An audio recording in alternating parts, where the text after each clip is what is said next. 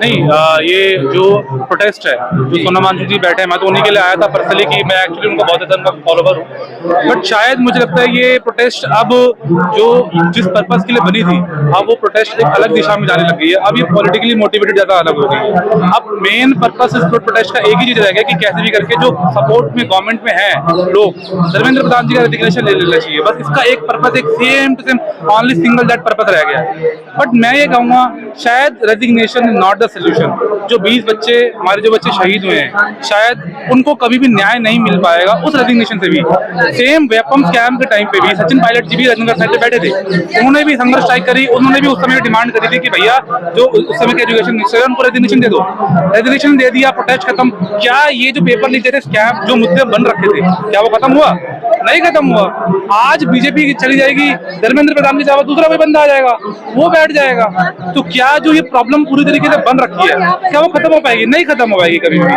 तो शायद इस चीज जो हंगर स्ट्राइक का जो मेन मोटिव था, जो कि हमारे को उन बच्चों को न्याय दिलाना था और इस तरीके के स्कैम दोबारा रिपीट ना हो। Just like India against corruption में कैसे अन्ना हजारे जी ने एक लोकपाल करप्शन के खिलाफ आवाज उठाई, लेकिन उनकी डिमांड क्या थी? उनकी डिमांड थी भैया एक लोकपाल बिल आ जाए हमारे देश में। वो सरकार ने उसको एक्सेप्ट भी किया। शायद वो इम्प्लीमेंट हो, थोड़ा उसकी चीजें इम्प्लीमेंट उतनी अच्छी तरीके से हो या ना हो, एक वो अलग मैटर है। लेकिन उन्होंने एक बात रखी कि भैया हमारे को ये चीज चाहिए, और लोकपाल बिल सरकार ने उस चीज को एक्सेप्ट भी किया।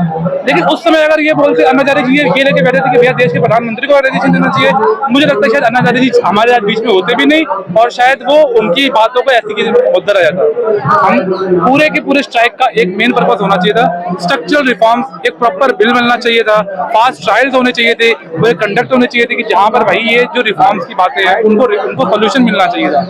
धर्मेंद्र प्रधान हाँ इसके साथ सॉरी धर्मेंद्र प्रधान के इस्तीफे के साथ ये तो धर्मेंद्र प्रधान भी बहुत छोटा है, हमने टेम्परमेंट पकड़ लिया, और कहीं ना कहीं पूरा प्रोटेस्ट अब उसी का ऑर्गेनाइज हो गया है। अब आप देख सकते हैं चारों तरफ में पूरे करीब 2-3 घंटे भी अगर आप वेट करके यहाँ पे खड़े होकर देखें, पूरा का पूरा मोटिव क्या बन गया है? धर्मेंद्र प्रधान का रेजिग्नेशन, सिंपल वही बन गया। इसके अलावा कोई बात ही नहीं हो रही है कि भैया हमारे को एक नया कानून चाहिए, ऐसे कुछ चाहिए है।